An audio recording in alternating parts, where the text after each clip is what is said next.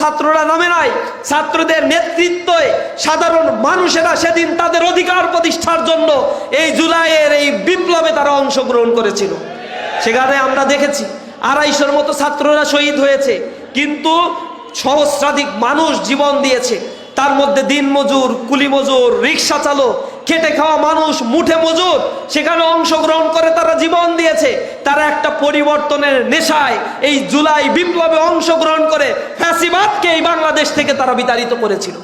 তারা চেয়েছিল এই বাংলাদেশটা সাদাবাজ মুক্ত হবে। তারা চেয়েছিল মানুষ ব্যবসা করে নিজের হালাল রুজি নিজে উপার্জন করে চলবে। মানুষ চেয়েছিল গণমাধ্যমগুলো স্বাধীন হয়ে গণমানুষের কথাগুলো বলবে। মানুষ চেয়েছিল তার আত্মমর্যাদা নিয়ে সমাজে নিরাপত্তার সাথে বসবাস করবে।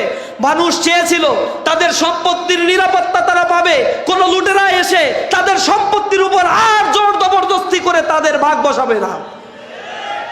মানুষ বড় আশা বেঁধেছিল, কিন্তু জুলাইয়ের পরে আমরা দেখেছি একটা রিজিম পরিবর্তন হয়েছে, কিন্তু মানুষের ভাগ্যের কোনো পরিবর্তন হয় নাই। আক্ষেপ করে মানুষ বলছে একই পরিস্থিতি বিরাজমান রয়েছে। আগে তা চাঁদা দিতাম 10 টাকা, এখন তো আরো 20 টাকা দেয়া লাগাই। তাহলে কিসের জন্য এই পরিবর্তনটা হইল?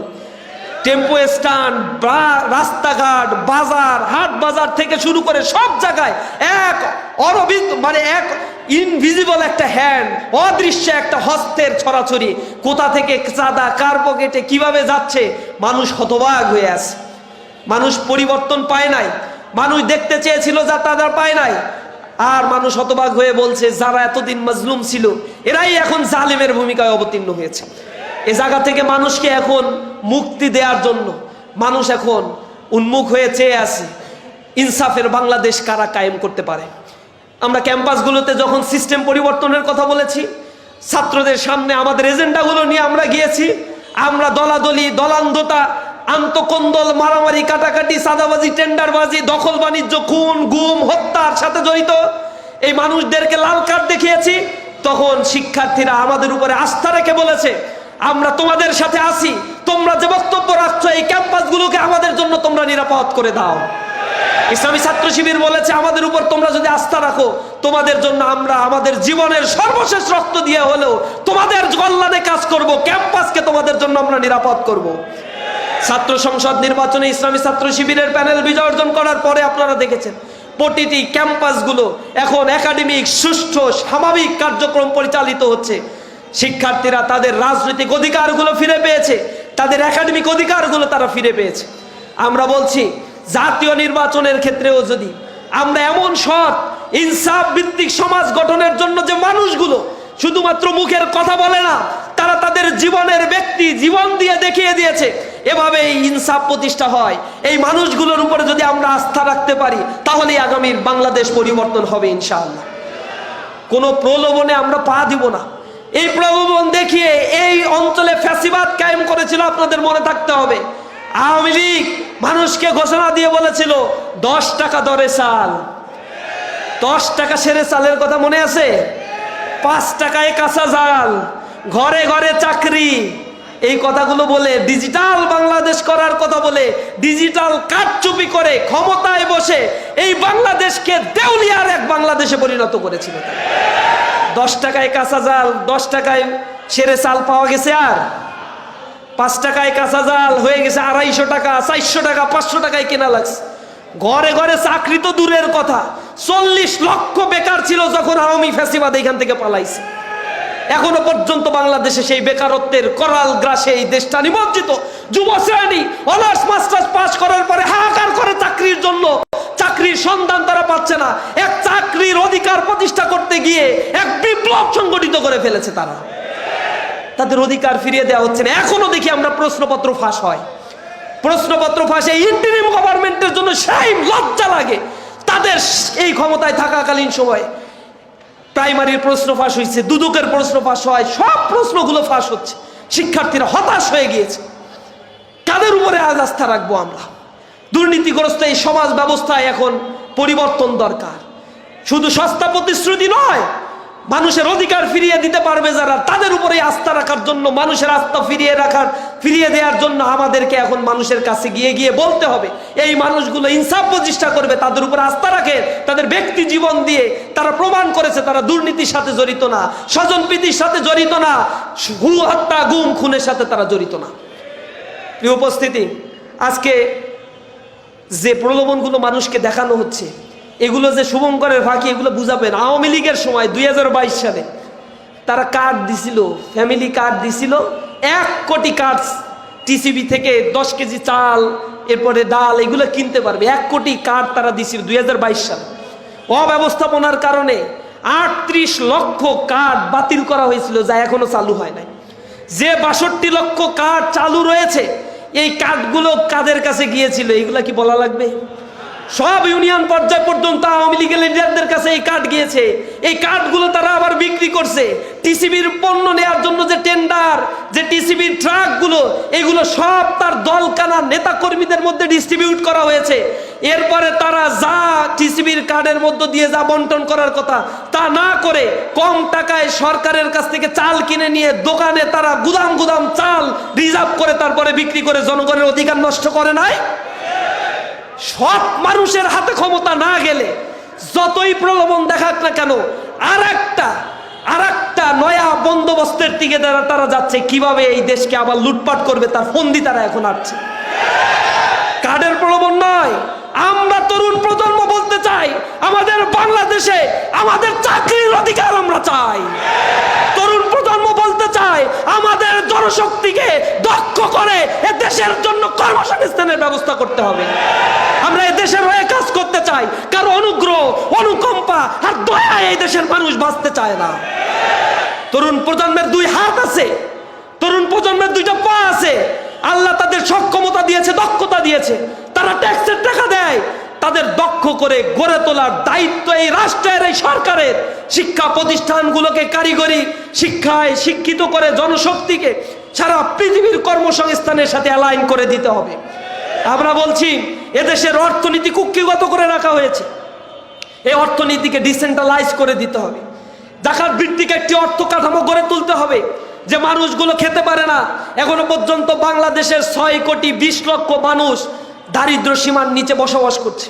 এই দারিদ্র সীমার নিচে বসবাসকারী মানুষদেরকে একটা ইনসাফের সমাজ কায়েমের কথা যারা বলে, তাদের সামনের দায়িত্ব হবে দরিদ্র মানুষগুলোর তালিকা করে, স্পেশাল ফোর্স গঠন করে, এই তালিকা করে করে তাদের বাড়িতে বাড়িতে যেতে হবে, তাদের অভাব অনটনের কথা শুনতে হবে, তাদের ঘরে কর্মক্ষম যুবক থাকলে তাদের কাজের সৃষ্টি করে দিতে হবে। এভাবে একটা দেশকে স্বাবলম্বী করে গড়ে তোলার জন্য চেষ্টা করতে হবে। দুর্নীতির লাগাম টেনে ধরতে হবে। চারিদিকে যে দুর্নীতি, স্বাস্থ্য খাতে মানুষ সরকারি সেবা নিতে গেলে মনে হয় একটা গরুর বাগারের মধ্যে আসছি আমরা। ওইখানে গেলে মনে হয় যে ডাস্টবিনের সরাসরি। সরকারি হসপিটালগুলো সঠিক ব্যবস্থাপনা নাই।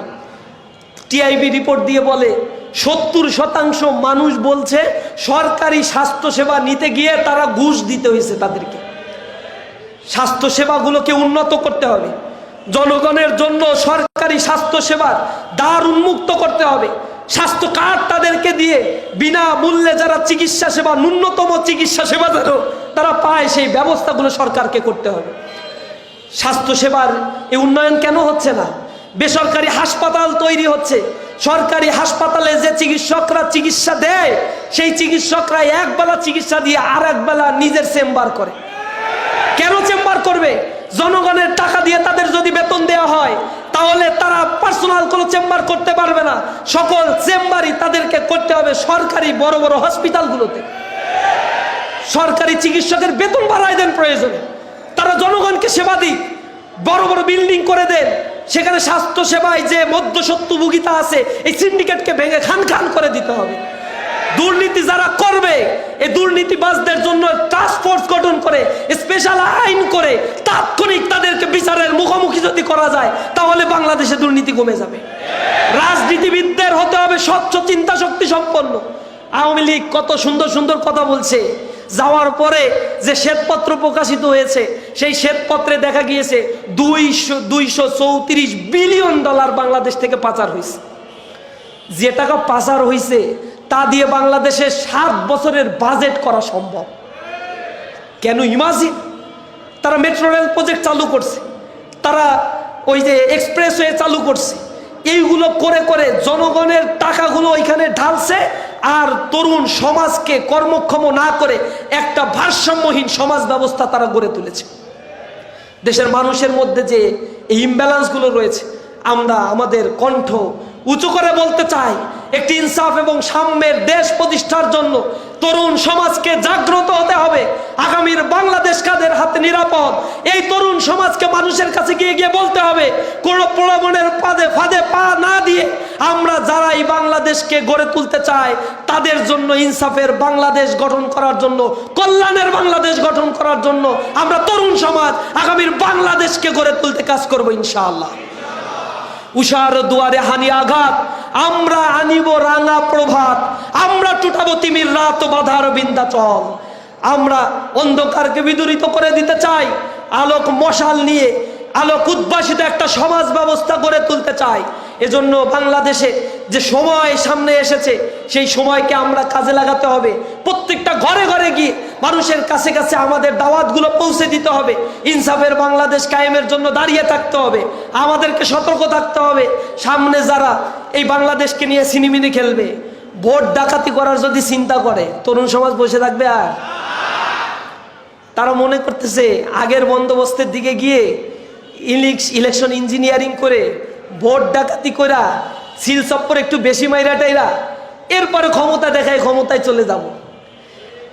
আওয়ামী ফ্যাসিবাদ পলাইছে, এটা থেকেও শিক্ষা যদি না নেয়, তারা এটাতেও শিক্ষা যদি না নেয়, তাহলে আর একবার এমন ঘটনার পুনরাবৃত্তি ঘটার জন্য আমরা প্রস্তুত আছি। প্রতিটি কেন্দ্রে কেন্দ্রে তরুণ সমাজ ভোট শুধু দেবে না, ভোট দিয়ে ভোট গুণে নিয়ে আসার জন্য প্রতিটা কেন্দ্রে আমরা অবস্থান করবো ইনশাআল্লাহ।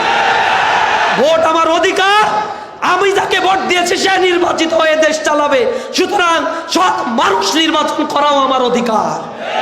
আমার ভোটকে ম্যানিপুলেশন করে যদি নতুন বন্দোবস্তের ডাক দেওয়া হয়, তরুণ সমাজও নতুন বন্দোবস্তের আর এক উপাখ্যান রচনা করার জন্য প্রস্তুতি নিচ্ছে ইনশাআল্লাহ।